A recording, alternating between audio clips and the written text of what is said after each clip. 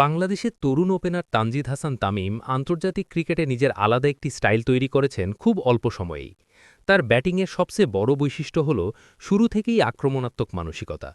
কিন্তু এই আগ্রাসী ব্যাটিংই কি তাকে বারবার শতক থেকে দূরে রাখছে? এমন প্রশ্ন এখন ক্রিকেট বিশ্লেষকদের মধ্যে বেশ আলোচিত। সাম্প্রতিক পারফরমেন্স ও পরিসংখ্যান বিশ্লেষণ করলে বোঝা যায়, সুযোগ তৈরি করেও বড় ইনিংস শেষ পর্যন্ত শতকে রূপ দিতে পারছেন না এই বাঁহাতি ওপেনার। ওয়ানডে ক্রিকেটে তানজিদ তামিম এখনও নিজের সম্ভাবনার পুরোটা দেখাতে পারেননি। এখন পর্যন্ত ২৮টি ওয়ানডে ম্যাচ খেলে তিনি করেছেন ৫৫৮ রান, যেখানে তার ব্যাটিং গড় প্রায় ২০.৬৭ এবং স্ট্রাইক রেট প্রায় ৯৯। এই সময়ে তিনি ৪টি অর্ধশতক করলেও এখনও কোনো শতক পাননি। তার সর্বোচ্চ স্কোর ৮৪ রান। পরিসংখ্যান বলছে, শুরুতে দ্রুত রান তোলার কারণে অনেক সময়ই বড় ইনিংস করার সুযোগ তৈরি হলেও সেটি শেষ পর্যন্ত শতকে পরিণত হচ্ছে না। তানজিদের ব্যাটিং স্টাইল মূলত পাওয়ার প্লে কাজে লাগানোর উপর নির্ভরশীল।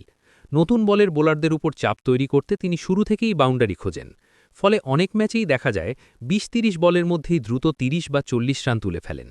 এই আগ্রাসী ব্যাটিং দলের জন্য অনেক সময় ম্যাচের গতি বদলে দেয়। তবে একই সঙ্গে এতে ঝুঁকিও থাকে বেশি, কারণ আক্রমণাত্মক শট খেলতে গিয়ে সেট হওয়ার আগেই উইকেট হারানোর সম্ভাবনা থাকে। ক্যারিয়ারের কয়েকটি ইনিংস বিশ্লেষণ করলে দেখা যায়, তিনি প্রায়ই 50-র পর আক্রমণ চালিয়ে যেতে গিয়ে আউট হয়েছেন। অর্থাৎ ইনিংস বড় করার জন্য যে ধৈর্য ও গেম ম্যানেজমেন্ট দরকার, সেটি এখনও পুরোপুরি আয়ত্তে আনতে পারেননি। আধুনিক ওয়ানডে ক্রিকেটে অবশ্য দ্রুত রান তোলা গুরুত্বপূর্ণ, কিন্তু শতক করতে গেলে মাঝের ওভারে ইনিংসকে স্থির রাখার দক্ষতাও সমান জরুরি। তবে ইতিবাচক দিকও কম নয়। তার স্ট্রাইক রেট প্রায় ১০০ হওয়ায় বোঝা যায় তিনি দলের জন্য দ্রুত রান এনে দিতে সক্ষম। ওপেনিংয়ে এমন ব্যাটার থাকলে মিডল অর্ডারের উপর চাপ কমে।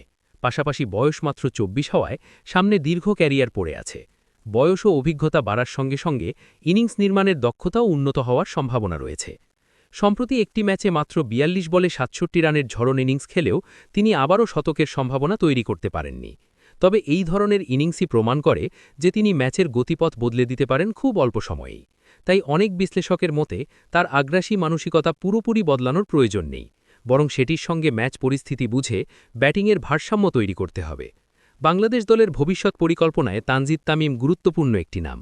যদি তিনি 50-র পর ইনিংস ধরে রেখে ধীরে ধীরে গতি বাড়ানোর কৌশল আয়ত্ত করতে পারেন, তাহলে শতক পাওয়া শুধু সময়ের ব্যাপার হবে। বর্তমান সিরিজ বা আসন্ন ম্যাচগুলো তাই তার জন্য বড় সুযোগ, ওয়ানডে ক্যারিয়ারের পরিসংখ্যান বদলে দেওয়ার এবং প্রথম আন্তর্জাতিক শতকের দিকে এগিয়ে যাওয়ার। সব ধরনের খেলার খবর পেতে সাবস্ক্রাইব করুন। সঙ্গে থাকুন খেলার পাতার।